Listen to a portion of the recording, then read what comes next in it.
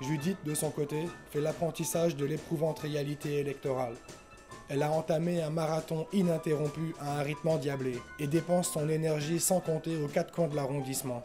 Elle parcourt les réunions, les débats, les rassemblements, manifestations et événements populaires en tout genre, participe à diverses activités communautaires. Judith est partout.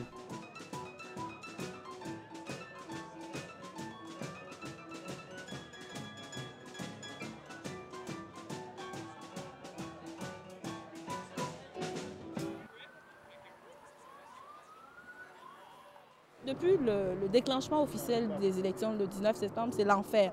C'est-à-dire qu'il faut aller vite, vite, vite, vite. Parce que dans mon cas, bon, non seulement j'ai des porte-à-porte, mais aussi j'ai des réunions de parti, j'ai des réunions de mon équipe, j'ai des réunions, puis on a aussi des invitations qui viennent d'un peu partout. Tel centre culturel organise telle activité, veut rencontrer les candidats, il faut leur expliquer qu'est-ce que vous voulez faire. Les jeunes organisent quelque chose, vous devez y aller. Des fois, on a l'information à la dernière minute, que quand tu n'es pas dans le réseau de centres communautaires, par exemple, X, bon, là, tu ne peux pas avoir l'information. Donc, il faut avoir des gens pour t'informer. Telle activité à tel endroit, donc, tu sautes là-dessus, tu cours tout de suite. Donc, ce n'est pas nécessairement des choses que tu planifies, là. Il y a des surprises agréables et désagréables. Puis c'est beaucoup de travail, beaucoup d'ouvrages. Il faut être fort physiquement, mentalement. Vous pouvez être appelé à minuit à aller à une place pour donner une entrevue. C'est toutes sortes de choses là. Donc, et il faut marcher, il faut faire les portes, surtout si vous n'avez pas de notoriété. J'ai marché beaucoup, Dieu seul sait combien j'ai marché.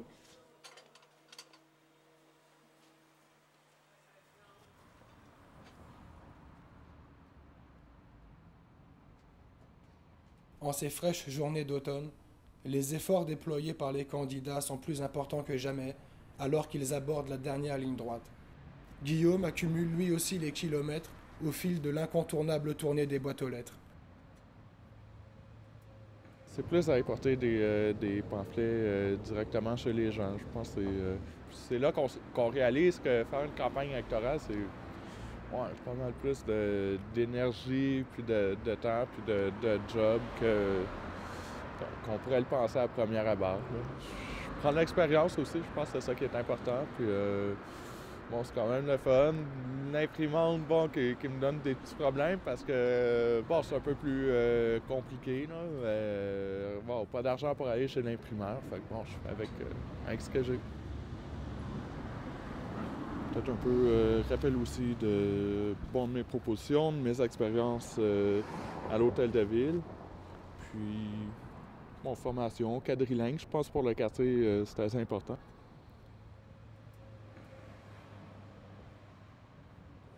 Guarda che si vedi! Guarda la sorella mia! Ciao!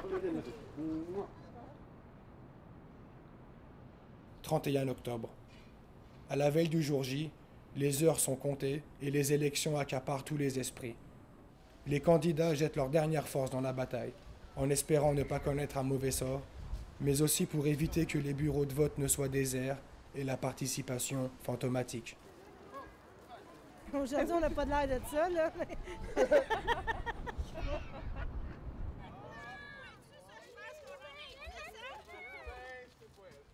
On finit ce soir avec, je pense, le sentiment du devoir accompli, mais toujours ce point d'interrogation à savoir est-ce que notre message a bien passé. C'est un rendez-vous et j'ose espérer que ce rendez-vous-là ne sera pas raté pour la population de Montréal. Et on dit toujours que les citoyens méritent les gens qui élisent, alors j'ose espérer qu'ils vont faire des bons choix. On se voit tantôt. T'inquiète pas pour ça. Puis il va faire un tour dans le petit maghreb. Allez voter! Ah oui, je vais leur dire ça tout à l'heure. On va aller peut-être aller manger. 1er novembre. Le jour tant attendu est arrivé. Pour les candidats, tout se joue aujourd'hui et c'est une journée surchargée qui vient clore leur campagne. Bonjour. Bonjour, Annie Sanson. Bonjour. Aujourd'hui, on fait la tournée des bureaux de vote. Donc, on fait François Perrault, Villeray, Saint-Michel et Parc Extension. Donc, on fait la tournée à la fois de chacun des bureaux. On va serrer la main à l'intérieur à tous les employés pour l'élection. Oui, ça va bien, vous? C'est bon. On fait le tour de nos comités de bénévoles. On va les encourager aussi. Ça va, toi? Oui. Oui, allô, Karine? Bonjour, ça va? Ça va, oui? C'est ce qu'il m'a dit, Mario. Il m'a dit les gens, ils sortent. Du café. Bien, veux-tu sortir? Je devrais aller voter à l'école Saint-Gérard, qui est juste là, donc à côté de la maison. Ouais. Puis ce qui est le fun cette année, il y a beaucoup plus de bureaux de vote que la dernière fois, parce que c'est pas électronique, c'est manuel. Les heures s'écoulent et cette journée cruciale est sur le point de livrer son verdict. 39% des citoyens se sont exprimés, dans tous les quartiers. À Villeray, Saint-Michel, Parc Extension, comme à Montréal-Nord, où Judith Wejisi, pour ses débuts en politique, concède sa première défaite en récoltant 12% des voix. Mais par-delà la déception, elle compte bien poursuivre sur cette voie en mettant à profit les nombreux apprentissages tirés de son expérience. Je vais rester. C'est sûr qu'au lendemain des résultats, tu es assommé un petit peu. C'est un début de quelque chose. J'ai semé, j'ai appris certaines choses. Il y a le milieu communautaire qui compte beaucoup. Donc, il faut tisser des liens entre les organismes, les gouvernements, les paliers de gouvernement. Il faut être ami à tel, puis tel autre, puis pour avoir toute la machine. Je ne pense pas que je serai bien sur ce côté-là. Je vais compter sur les citoyens.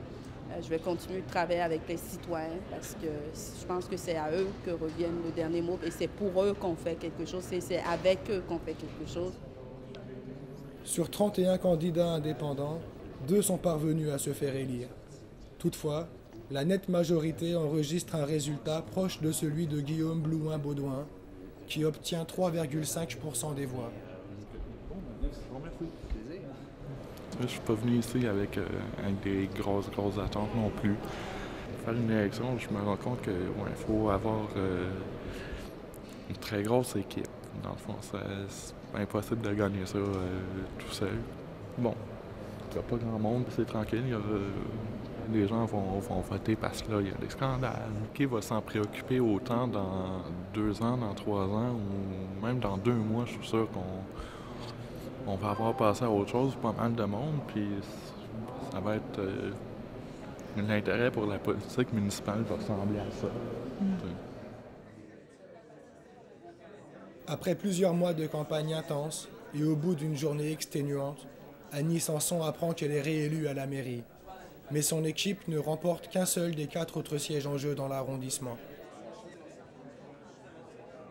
Je suis fière de représenter mon arrondissement. Je remercie mes citoyens d'avoir voté pour moi. Je pense que mes citoyens ont vu le travail que j'ai fait depuis 4 ans, ont décidé de m'appuyer. J'aurais par contre aimé qu'ils appuient aussi mon équipe avec moi. Puis il a manqué que peu, là, c'est pas des grosses majorités. Là. Mais lorsqu'on dit citoyen, chaque vote fait la différence. Je trouve ça dommage. Il va falloir qu'on travaille avec la négociation encore avec mes collègues pour essayer de trouver des points où on pourra s'entendre. Ça va être un petit peu plus difficile, mais je suis convaincue qu'on va certainement arriver à nos fins. Seulement un quart des 103 candidats élus en ce 1er novembre ont moins de 45 ans. Et seulement 6 appartiennent à une minorité visible. 40 femmes ont été élues, mais simplement 4 en tant que maire. 3 de moins qu'en 2005. Cette année encore, la montée vers l'hôtel de ville semble être un sentier impraticable pour une majorité de citoyens. La responsabilité incombe à tous, afin que notre démocratie locale ne soit pas l'apanage d'une élite et que l'ensemble de la population puisse y trouver sa place et y prendre part.